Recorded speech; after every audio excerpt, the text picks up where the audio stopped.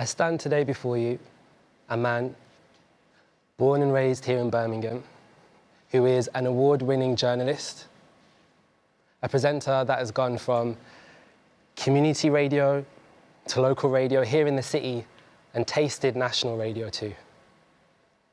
Who's worked in documentary and current affairs programs for television, and who's made his own documentary too.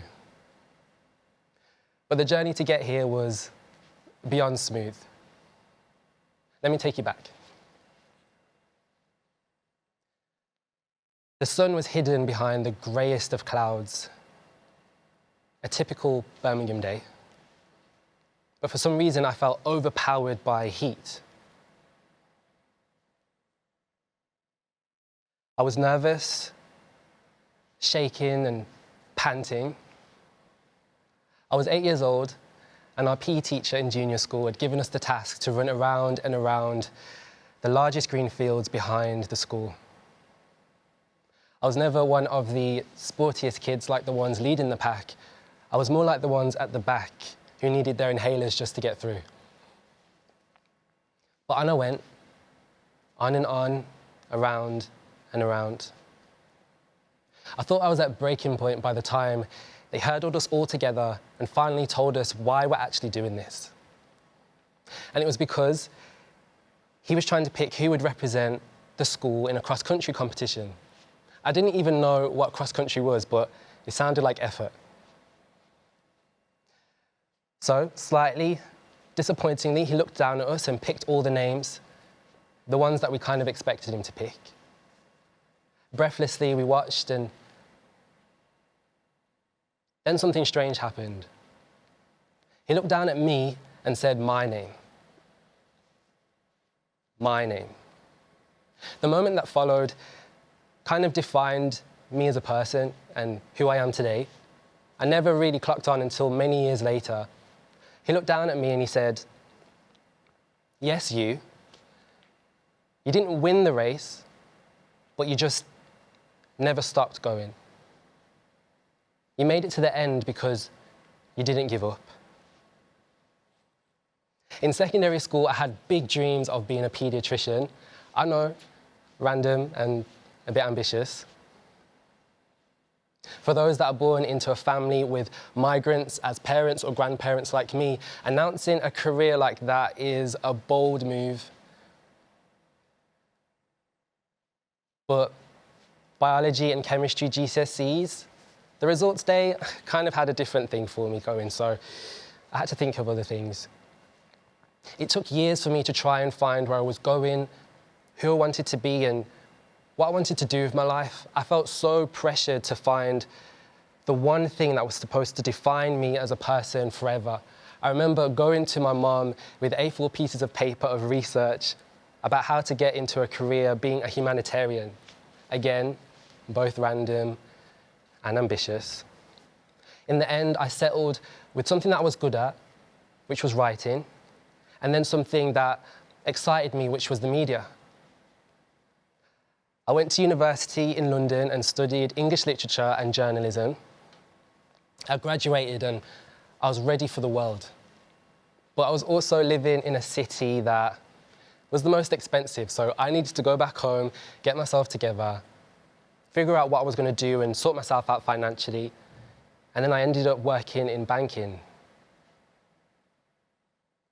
For the years that followed, I felt like I was drifting further and further into a career that was taking me away from being happy and that made me purposeful.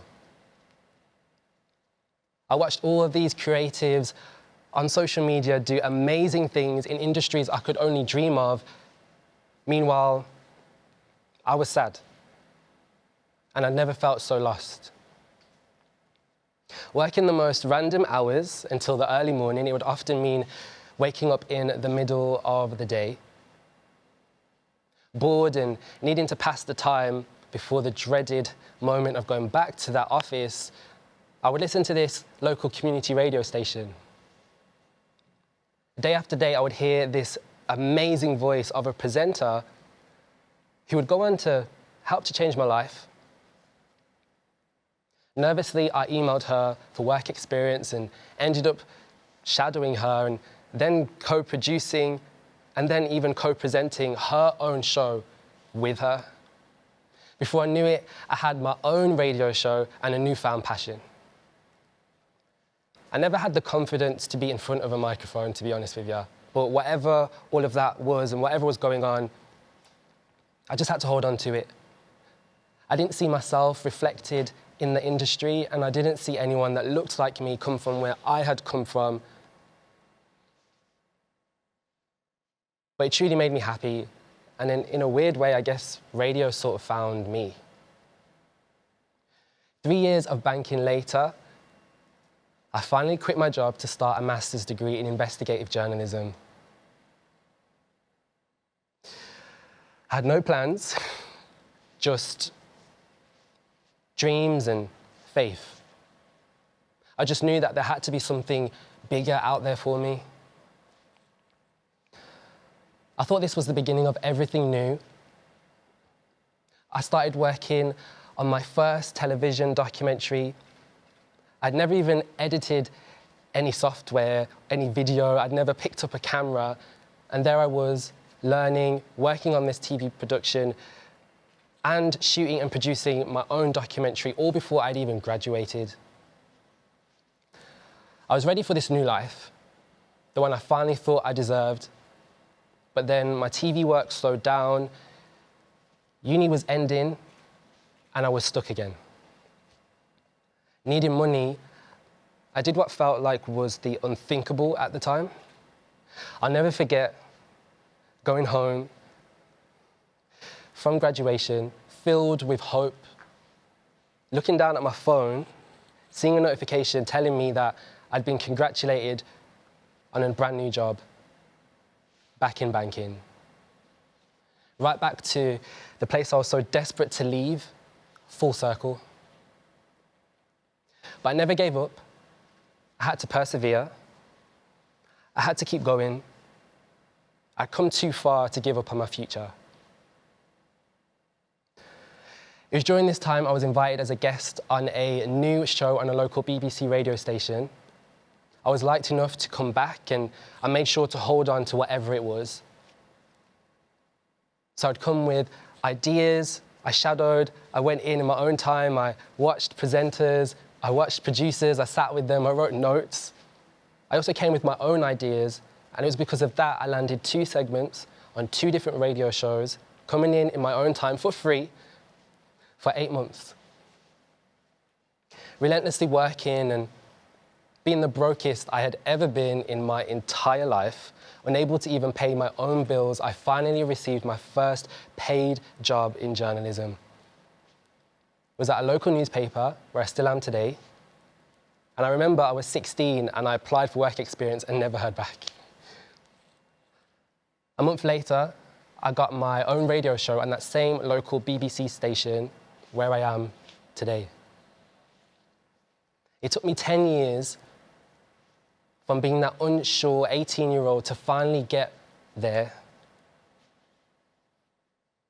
I've always believed that your 20-somethings are meant to be fearless, growing, dreaming, learning, living life to the fullest whilst we still can. But at times, the lack of opportunity, finances, representation, knowledge, access, and so on can restrict your ability to ever truly be free. Or, as the pandemic has recently shown us, our ability to even move freely beyond our own homes. According to the Oxford Dictionary, the word perseverance means the quality of continuing to try to achieve a particular aim despite difficulties. As we stand in the midst of a coronavirus pandemic, our future is going to demand the need for us to persevere more now than ever before, despite our difficulties. The number of people aged 16 to 64 claiming unemployment-related benefits has increased by 271,000 from January 2020 to January 2021, That's an increase of 120%. Lockdown has seen unemployment in our city soar. And with that, decreasing job prospects for young people and a different future for many of us. Being the youngest city in Europe, with almost 40% of the population, around that number, made up of under 25s, this could impact a lot of you harder than your friends who live elsewhere. But we must persevere. Your future relies on you. You are your own future, and you can't give up on yourself. Your past efforts and your present hopes and dreams are all working in tangent, relying on you. It takes me back to that race again at 8 years old. You see, you may not be winning your race and be where you want to be right now, but with perseverance, you'll make it to where you're supposed to be, all because you just didn't stop going.